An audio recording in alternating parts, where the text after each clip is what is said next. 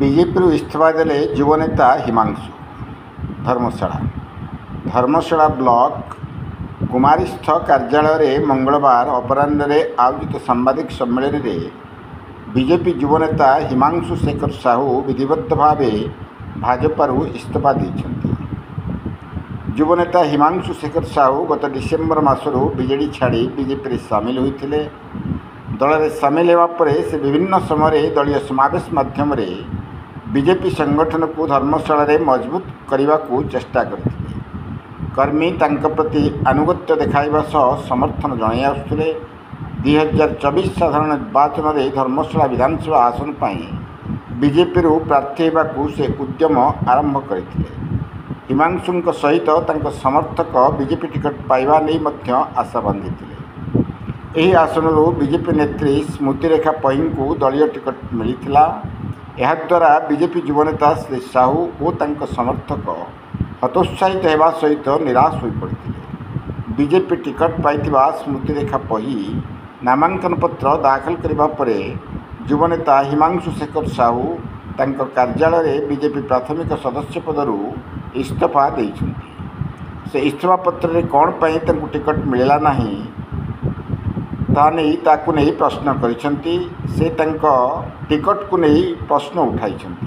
तांको टिकट न मिले भी से बीजेपी आचार और विचार सहित रही कार्य करिवे बोली इस्तीफा पत्र रे उल्लेख करिसेंति। से तांको इस्तीफा पत्र राज्य सभापति मनमोहन सामलक निकट को पठाई देथिबा सूचना मिली।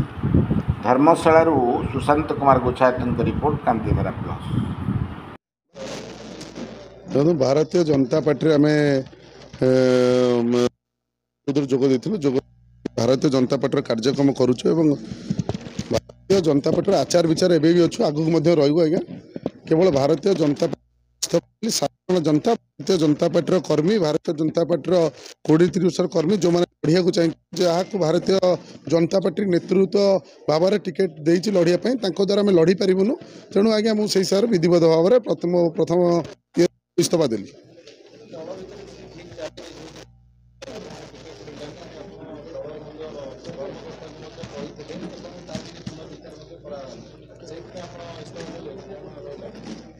देखो धर्मशाला आम समस्ते चाहूँ गोटे परिवर्तन धर्मशाला जोटा कि आम स्वाधीन भाव में करूँ। कारण भारतीय जनता पार्टी दल में जहाँ को टिकेट देले से भारतीय जनता पार्टी 99% कर्मी एवं साधारण जनता भारतीय जनता पार्टी से कहीं संतुष्ट आगे ना से नहीं लड़ी पारे बोली पार्टी ऑफिस रे बारंबार जन सत्वे क्या स्वार्थ टिकेट दिहला क्या स्वार्थ टिकेट कराला क्या स्वार्थ लड़ाई छड़ाला। यहाँ आज्ञा आप जो पचार मोपाई भी आज्ञा गोटे प्रश्नवाचक होती। धर्मशाला थी भारतीय जनता पार्टी समस्त भोटर पर गोटे प्रश्नवाचक होती। प्रश्नर उत्तर आपण मीडिया द्वारा भारतीय जनता पार्टी महामहिम की पचारुछि।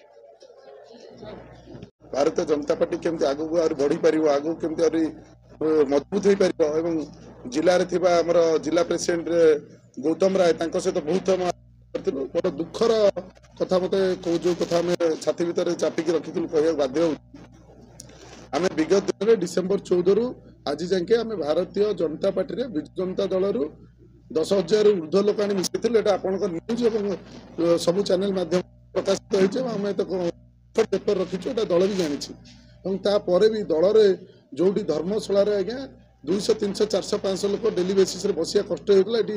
हजार हजार लोक दलर आम बसई केमी समस्त को निर्दिष्ट एटा गोटे विजु जनता दल गढ़ थी धर्मशाला गोटे इंटर ओडिशार विजु जनता गढ़ से गढ़ को भांगी एटी बहुत बड़ बड़ मीटिंग है जो जगह गेरुआमय हो पार ना आज्ञा से जगह गेरुआमय कर सबकि भारतीय जनता पार्टी आगू कर सरकार केमती आसो 40,000 50,000 भोट्रे जीत बोली सबकि आम प्रमाणित करदेलु।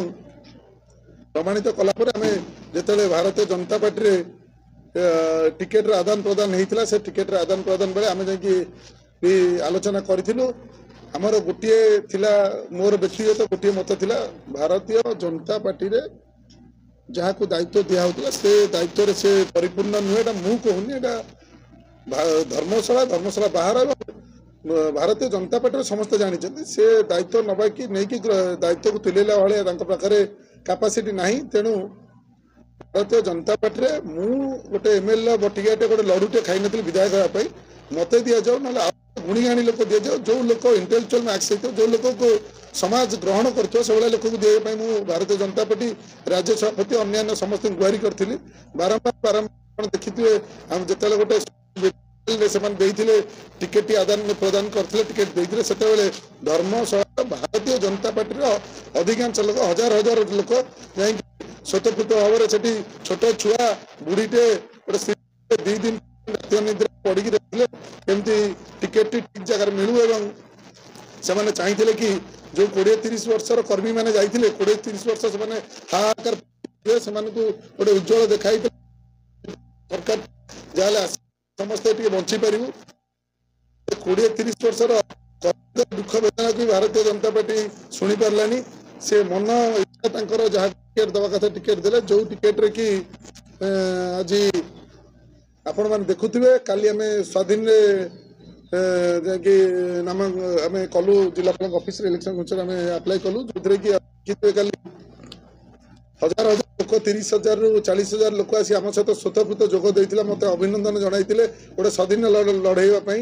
ହେଲେ ଆପଣମାନେ ଦେଖିଥିବେ ଆଜି ଭାରତୀୟ ଜନତା ପାର୍ଟି ଯାହାକୁ ଟିକେଟ ଦେଇଥିଲା ଆଜି ଯାଇଥିଲେ ଖାଲି ବୋଲରରେ ଯାଇଥିଲେ, ବୋଲର ଭିତରୁ ଲୋକ ବାହାରିବାର ଆମେ କିଏ ଦେଖିପାରୁନଥିଲେ। ଏଟା ମତେ ବାଧ୍ୟ ହେଇକି ମୁଁ କହିବା ବାଧ୍ୟ ହୃଦୟରୁ ଏଟା ଆମେ 6 ମାସ ଭିତରେ ଗୋଟେ ଏମିତି ଗଢି ଯାଇଥିଲି କି ଦଳଟି ଆଜି କୋଉଠି ପହଞ୍ଚିଥାନ୍ତା, ହେଲେ ସେ ଦଳକୁ ରୁଗୁଣ ଅବସ୍ଥା କରୁଥିବା ସତ୍ତ୍ୱେ ବି ଦଳ ତାକୁ ପ୍ରାଧାନ୍ୟ ଦିଆହଉଛି। ଯାହା ବି ହଉ ସେ ଦଳର ନିଷ୍ପତ୍ତି କି ଆମେ ମାନିବାକୁ ଗ୍ରହଣ।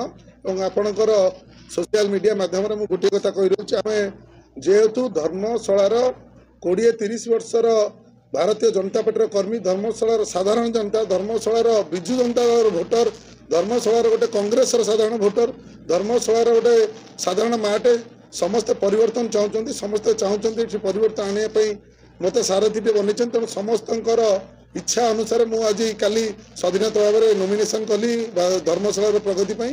ତେଣୁ ଦଳର ଗୋଟେ ଆମେ ଯେହେତୁ ଶୃଙ୍ଖଳିତ ଭାବରେ ଥିଲୁ, ଏବେ ବି ଦଳକୁ ନିନ୍ଦୁନୁ, ଦଳକୁ ଆମେ ଶୃଙ୍ଖଳିତ ବିଷୟରେ ଦଳକୁ ବିରତି ନେଉଛୁ। କାରଣ ଆମେ ଦଳରେ ଯେହେତୁ ଆଜି ଜଣେ କ୍ୟାଣ୍ଡିଡେଟ୍ ତାଙ୍କର ନୋମିନେସନ କରିଛନ୍ତି, ଦଳରେ ତ 2 ଜଣ କରିପାରିବେ, ତେଣୁ ବାଧ୍ୟ ହେଇକି ଆମେ ସେଥିରୁ ଓହରି ଯାଉଛୁ।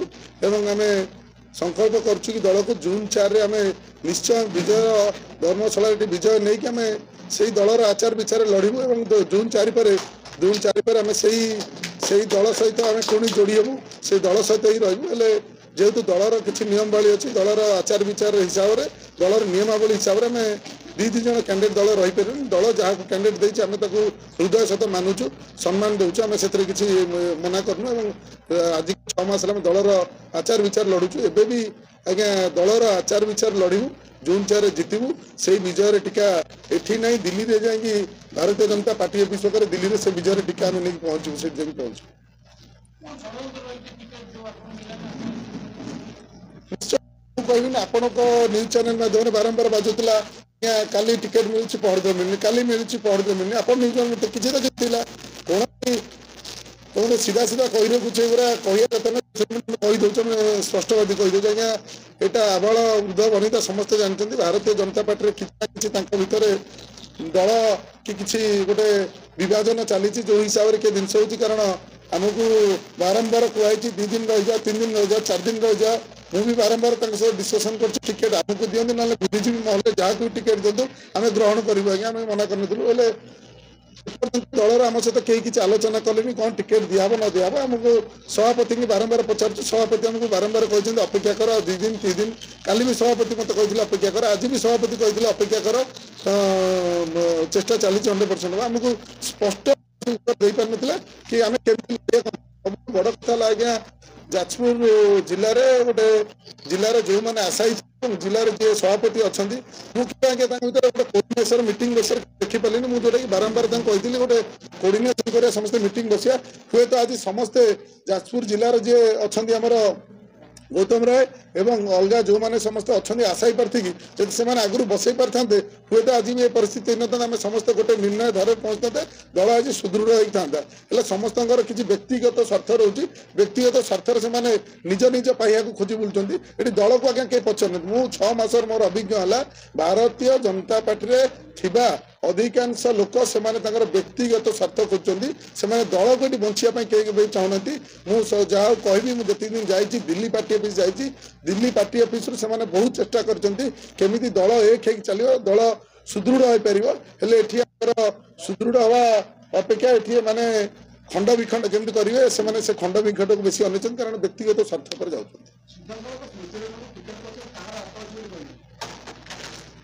देखो क्या टिकेट मिली न मिली एपर्त नॉमिनेशन सरीनी मुझे विषय टिप्पणी दे पारि दल जहाँ को टिकेट दल तो आचार विचार निहाती दल तो किसी कंदल अच्छी ना दल मत कहीं